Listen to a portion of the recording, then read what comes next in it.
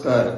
എല്ലാവർക്കും ഈശ്വരാനുഗ്രഹം കിട്ടട്ടെ എന്ന് പ്രാർത്ഥിച്ചുകൊണ്ട് എല്ലാവരെയും ഞാൻ ഈ വീഡിയോയിലേക്ക് സ്വാഗതം ചെയ്യുന്നു.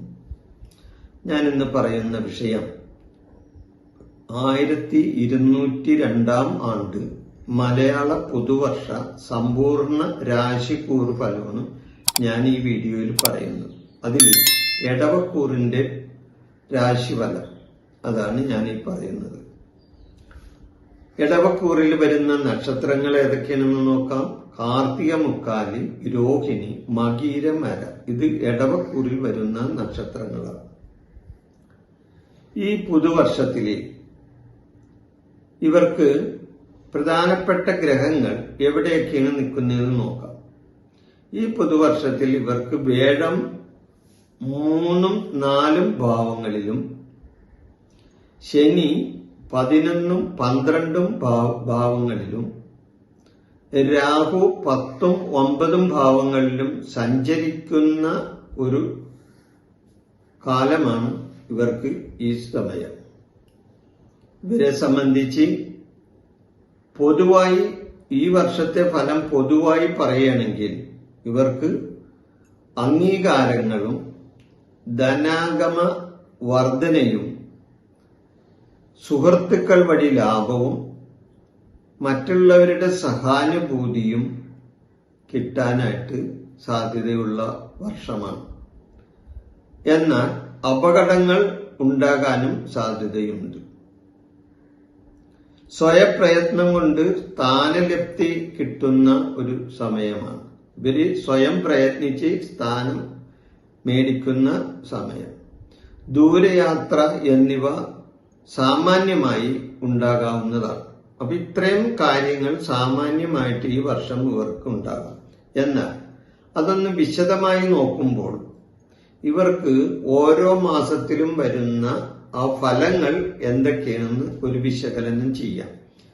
ഇവർക്ക് ചിങ്ങമാസത്തില് സ്വയം സംരംഭങ്ങൾ വഴി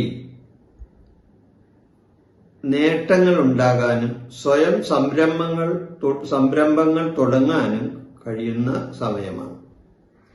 പാരമ്പര്യ സ്വത്തുക്കൾ കിട്ടാനുണ്ടെങ്കിൽ അത് കിട്ടാനും സാധ്യതയുണ്ട്.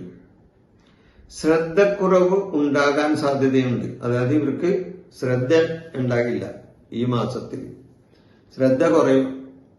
ബിസിനസ് ആവശ്യങ്ങൾക്കായി ധാരാളം യാത്ര ചെയ്യേണ്ടതായിട്ടും ഈ ചിങ്ങമാസത്തിൽ ഇവർക്ക് വന്നു ചേരും. ചിങ്ങം കഴിഞ്ഞാൽ പിന്നെ കന്നിമാസം.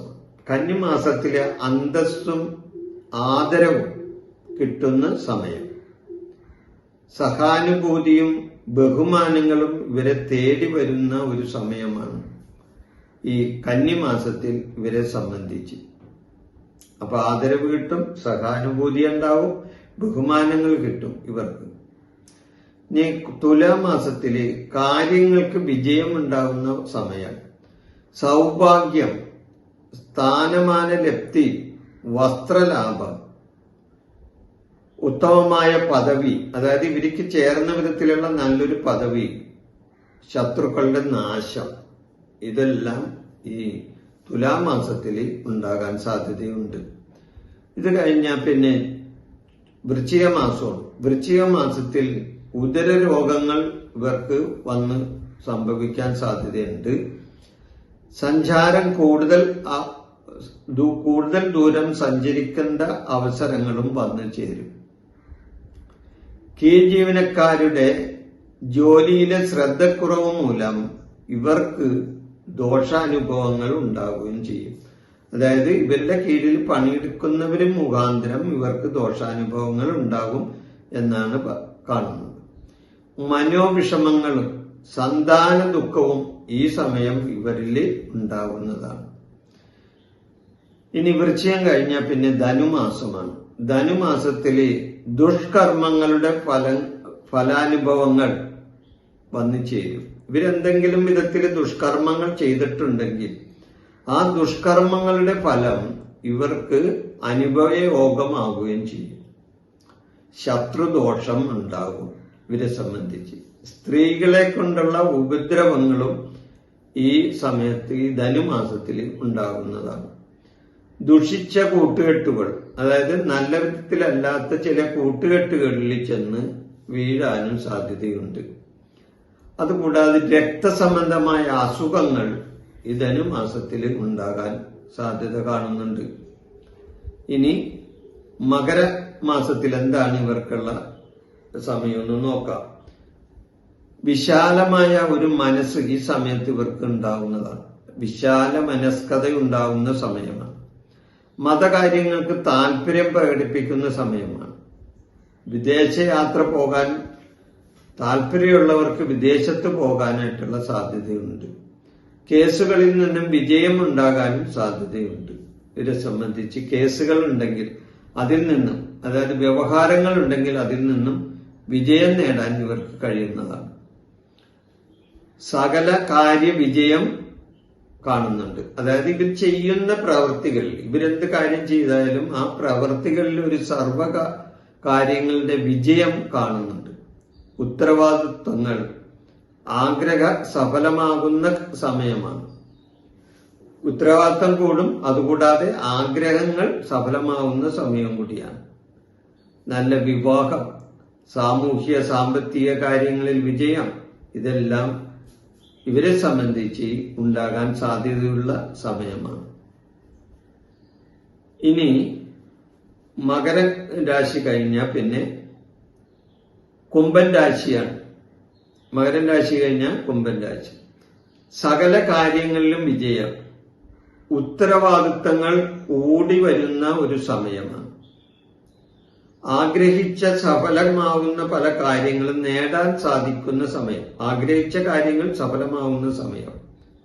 നല്ല വിവാഹം നടക്കാൻ സാധ്യതയുണ്ട്. അതായത് ഇവരെ സംബന്ധിച്ച് ഇവർക്ക് അനുയോജ്യമായ ഒരു വിവാഹം നടക്കാനും സാധ്യതയുണ്ട്. വിവാഹം കഴിയാത്തവർക്കാണ് കേട്ടോ. സാമൂഹ്യ സാമ്പത്തിക കാര്യങ്ങളിൽ ഇവർക്ക് വിജയം ഉണ്ടാകാനും സാധ്യതയുണ്ട്. സാമൂഹ്യപരമായിട്ടും സാമ്പത്തികപരമായിട്ടുള്ള പ്രവർത്തനങ്ങളിൽ ഇവർക്ക് വിജയം ഉണ്ടാകും. ഇനി മീനമാസത്തിൽ ഇവർക്ക് ധനലാഭം, കുടുംബ പുരോഗതി, ഐശ്വര്യം, രോഗശാന്തി, നല്ല പ്രവർത്തികൾ എന്നിവയും മീനൻ രാശിയിൽ ഇവർക്ക് കിട്ടാവുന്ന സമയമാണ്. ഇനി മേടൻ രാശിയല്ല, മേടമാസം. അതുപോലെ ഞാൻ നേരത്തെ മീനൻ രാശി എന്നാണ് പറഞ്ഞത്. മീനമാസത്തിലാണ്, മീനമാസത്തിൽ നടക്കാവുന്ന കാര്യങ്ങളാണ് നേരത്തെ പറഞ്ഞത്. ഇനി മേടൻ മാസത്തിൽ നടക്കാവുന്ന കാര്യങ്ങൾ: പ്രവൃത്തി പരിചയം, ശാരീരികമായ ബുദ്ധിമുട്ട്, നല്ല ഭക്ഷണ സിദ്ധി, ബന്ധുഗുണം, സുഗന്ധദ്രവ്യ ലാഭം എന്നിവ ഈ മേടമാസത്തിൽ ഇവർക്ക് കിട്ടാവുന്നതാണ്. മേടം കഴിഞ്ഞ് ഇടവമാസത്തിൽ ഇവരെ സംബന്ധിച്ച് ഉദരരോഗം ഉണ്ടാകാൻ സാധ്യതയുണ്ട്. ശാരീരികമായ അസ്വസ്ഥതകൾ വന്നു ചേരും. മനക്ലേശങ്ങൾ ഉണ്ടാകും. ബന്ധുമിത്രാദികളുമായി വിരോധവും വന്നു ചേരാൻ സാധ്യതയുണ്ട് ഇടവമാസത്തിൽ. ഇനി മിഥുനമാസത്തിൽ സാമ്പത്തിക നേട്ടം ഉണ്ടാകാൻ സാധ്യതയുണ്ട്. സാമ്പത്തികപരമായിട്ട് നേട്ടങ്ങൾ ഉണ്ടാവും. അഭിവൃദ്ധി, സർക്കാർ കാര്യങ്ങളിൽ വിജയം, വലിയ നേട്ടങ്ങൾ എന്നിവ, സാമ്പത്തികമായ അഭിവൃദ്ധി, സാമ്പത്തിക നേട്ടം, പിന്നെ അതുകൂടാതെ ചെലവ് വർദ്ധിക്കാനും സാധ്യതയുണ്ട് ഈ മിഥുനമാസത്തിൽ. കർക്കിടകം മാസത്തിൽ ധാരാളം യാത്ര ചെയ്യാൻ ഇടവരും. ബന്ധുമിത്രാദികളുമായി നല്ല ബന്ധം സ്ഥാപിക്കാൻ സാധ്യതയുണ്ട്. അതുകൂടാതെ മനക്ലേശത്തിനും ദുഃഖാനുഭവങ്ങൾക്കും കർക്കിടക മാസത്തിൽ അനുഭവങ്ങൾ വന്നു ചേരാൻ സാധ്യതയുണ്ട്. അപ്പോൾ ഈ മലയാള പുതുവർഷത്തിൽ സമ്പൂർണ്ണ രാശിക്കൂറ് ഫലം അത് ഇടവക്കൂറിന്റെ ഫലമാണ് ഞാൻ പറഞ്ഞത്. ഈ വീഡിയോ ഞാനിവിടെ നിർത്തുന്നു. നിങ്ങൾക്ക് നന്ദി, നമസ്കാരം. എൻ്റെ ഈ ജ്യോതിഷ പ്രോഗ്രാം നിങ്ങൾക്ക് ഇഷ്ടപ്പെട്ടാൽ നിങ്ങൾ ഈ ചാനൽ സബ്സ്ക്രൈബ് ചെയ്യാനും ലൈക്ക് ചെയ്യാനും ബെൽ ബട്ടൺ അമർത്താനും മറക്കരുത്.